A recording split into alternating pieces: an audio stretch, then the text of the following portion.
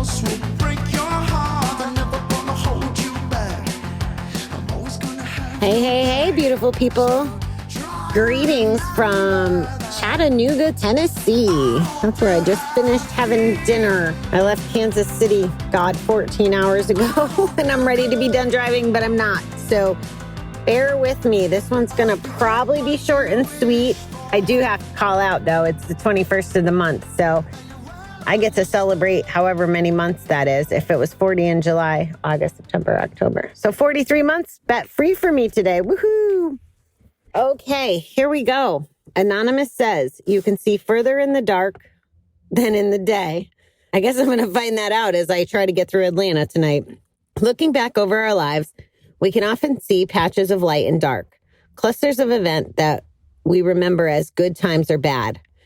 During the dark days, we probably had little faith in silver linings, little belief that tragedy could yield unexpected blessings.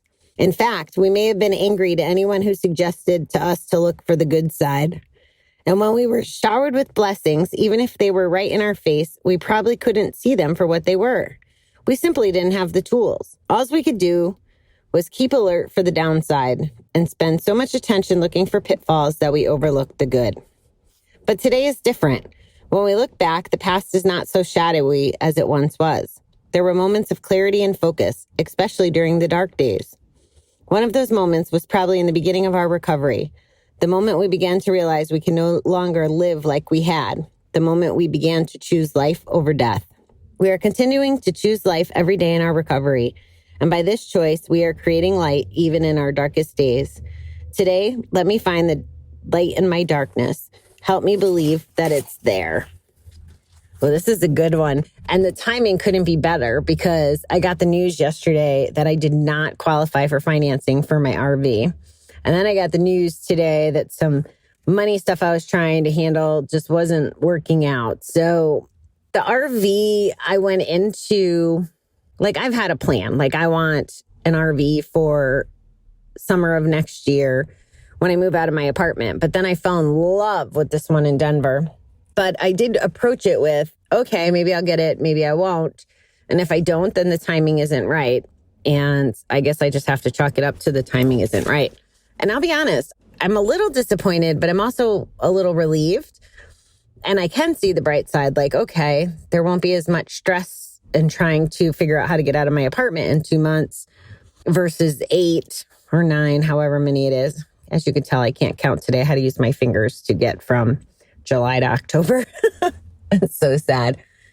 I've been going hard, guys, and I appreciate you hanging in there with me. I might be a little delirious soon. So the other thing that occurred to me when I was reading this reading is one of my friends is having a really hard time right now.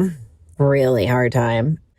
Gosh, she hasn't used her drug of choice in over 20 years.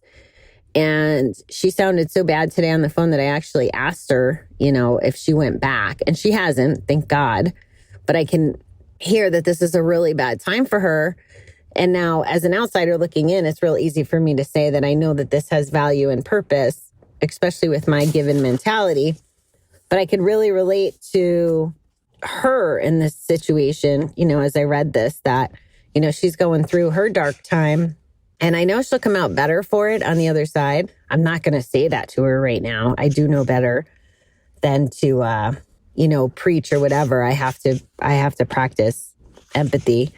And I know you guys have heard me talk so much about my career path and how it didn't work out. And, you can apply this to jobs. You can apply this to relationships, the one that got away, allegedly. I love Garth Brooks' Unanswered Prayers.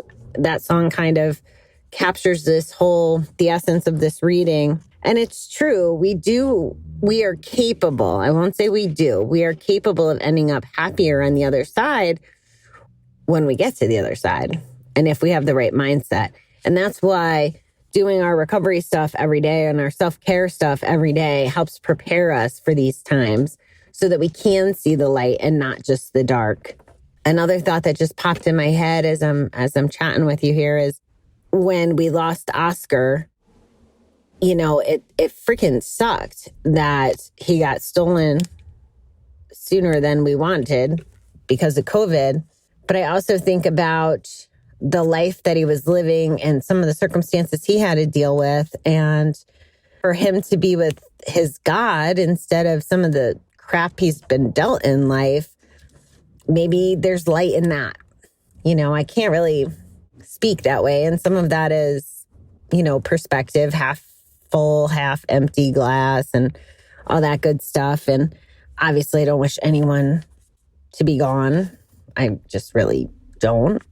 A big part of my story I find myself talking about because I've gone backwards, and because of the correlation between gambling and suicide, I go back to, my uncle committing suicide. And honestly, the light in that is that it probably saved my life, because I knew suicide was never really an option for me when the gambling got bad because of the pain as a survivor.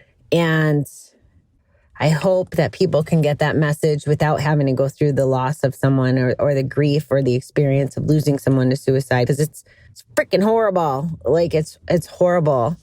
And that's probably one of the biggest extremes that I can offer as far as a light in the circumstance, is that it made me a better person and maybe a stronger person. Same thing with losing some of the people that I have from ODs, keeping me a little scared. There's some light in that. And I know I'm using like devastating examples, but if I do that, maybe what you'll hear in that is, when things go wrong, like today when I was on the phone with this company for over an hour and I wanted to be crabby about it. As I sit here, it's like, okay, count your blessings. Don't, you were inconvenienced by an hour. What is that in the grand scheme of things? So the light is I didn't freaking wreck my car when I was trying to handle this stuff. And my driving was not at its best in this moment. Let's put it that way. Yeah, like I said, short and sweet tonight, guys. So I am going to say, do some homework. What I want you to do is think of something that's either bugging you or something that's, I hope nothing dark is going on. I know there's probably some of you out there that do have dark stuff going on. And I would challenge you today to look for the light and see if you can find a spin. I hate that it is what it is. And I hate the silver lining and all that stuff. We don't want to hear it when stuff is going on. So I'm not going to tell you when stuff is going on. I'm going to tell you right now, and I'm going to ask you to look for it when you're going through it. That's all I can ask. And that's what you can do for yourself, in addition to living your best life and working your recovery and doing the right things and taking care of yourself so that you're armed, so that your bucket's full, so that you can be happy most of the time. We're not going to be happy all the time. I get it. But if you can be happy most of the time, or show up for yourself and for the world most of the time, that's pretty good. I'll even say 75-25. I'm okay with that. Okay, beautiful people. I really got to get my butt back on the road. I appreciate you hanging with my inconsistent scheduling. I hope that you're tuning into the guests. We've had, oh my God, the lineup for October. For while I was gone, you got some really heavy hitter, powerful speakers that you can learn so much from. And I really hope that you'll check out the Friday episodes, because these people are they're just freaking badass and stellar. And I'm blessed to be acquainted with many of the folks that I've met along my journey. I hope you get the value out of it that I did. So that's what I got for now, guys. I hope you have a great, where are we? It'll be hump day when you're listening to this, hopefully. So I hope that you're having a good week, and we will talk soon. Okay, bye.